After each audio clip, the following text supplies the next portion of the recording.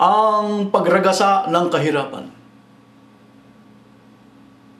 Napapansin po ng maraming tao ngayon ang paglagana po ng kahirapan.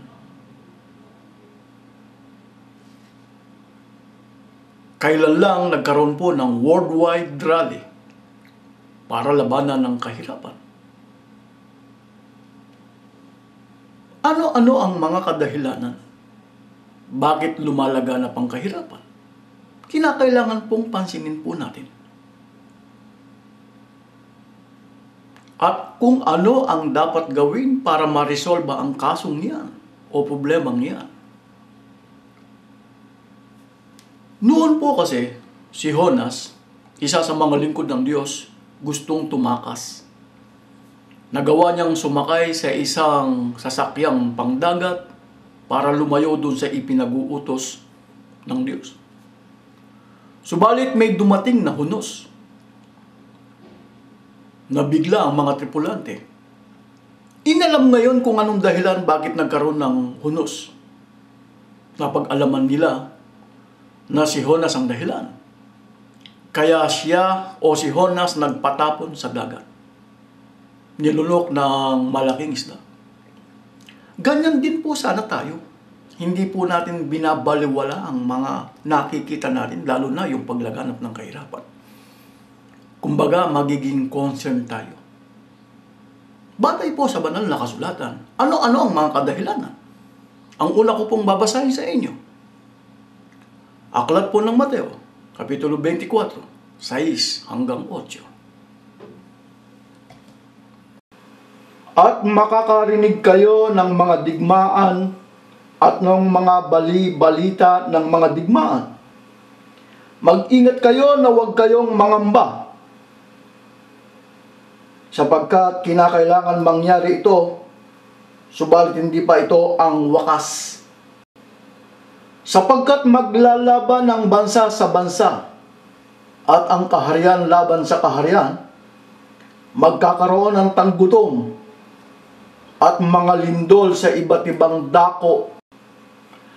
Ngunit ang lahat ng mga ito ay pasimula lamang ng matinding paghihirap. Mga lindol, mga digmaan, yan po ang mga kadahilanan. Hindi lamang po yan ang mga dahilan. Meron pa. Mababasa po natin yan sa 2 Timoteo, Kapitulo 3, talatang 1 hanggang 5. Sa magandang balita, Biblia po. Tandaan mo ito, mababatbat ng kahirapan ng mga huling araw. Ang mga tao'y magiging makasarili, gahaman sa salapi, palalo, mayabang, mapang-alipusta, suwail sa magulang, walang utang na loob, at lapastangan sa Diyos. Bukod dito, magiging malupit sila, walang habag, mapanirang puri, mapusok, marahas, at mamumuhi sa mabuti. Hindi lamang yan, sila'y magiging taksil, walang taros, palalo, at mahilig sa kalayuan sa halip na sa mga bagay na ukol sa Diyos. Sila'y magkukunwang may pananampalataya, ngunit hindi namang makikita sa buhay nila ang kapangyarihan nito. Iwasan mo ang mga ganitong tao. Hindi lamang po yan ang mga dahilan kung bakit lumalaganap ang kahirapan. Babalikan po natin ang 24, aklat po ng Mateo, talatang 11. Ito po ay ating mapapansin kapag kahuling panahon na. Ganito po ang ating mababasa. Maraming bulaang propeta ang lilitaw at ililigaw nila ang marami. Ano naman ang kaugnayan ng mga bulaang propeta na naglitawan?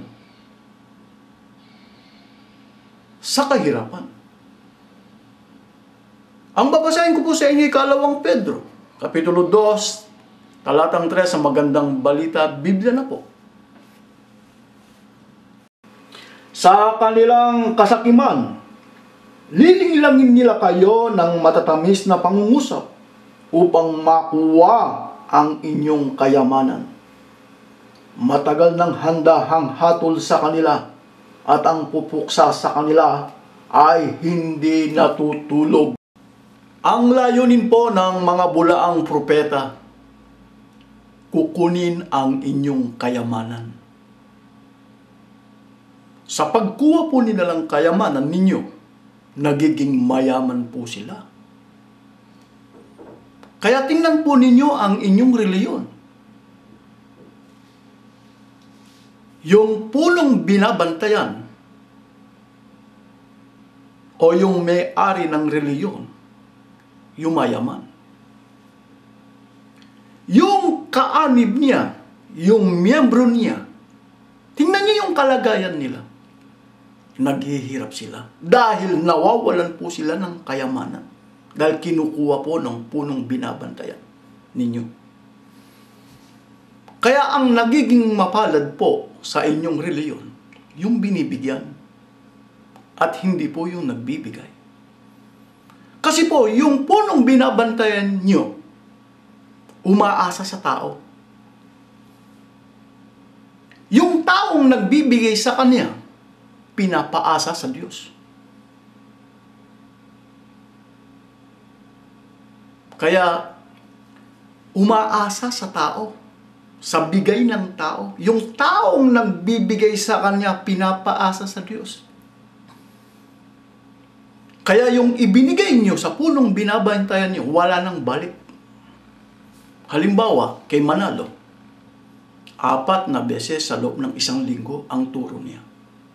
Pati yung mga anak magbibigay. Tangi sa magulang. Yung ibinibigay po niya, o ibinibigay ninyo, ginagamit pa yan na puhunan o kapital para kumita ng bayan. Ang layunin, igisa ka sa sarili mong mantika. Ang akala ninyo, pag-aari ninyo, totoo, hindi sa kanya nakapangalan. Pero siyang nagdidesisyon kung paano niya ibenta, ipagbili sa inyo. Yung kinikilala ninyong pag-aari. Kaya pag-aari nyo, binibili ninyo. Yun ang masama. Kaya sabihin nyo sa iba na yung pag-aari ninyo, binibili ninyo, binabayaran ninyo. Para magmukha kayong tanga sa ibang tao. Hindi siyang nakapangalan. Oo, hindi siyang nakapangalan. Pero nagagawa niya ang gusto niya. Kaya nakakapag-invest siya.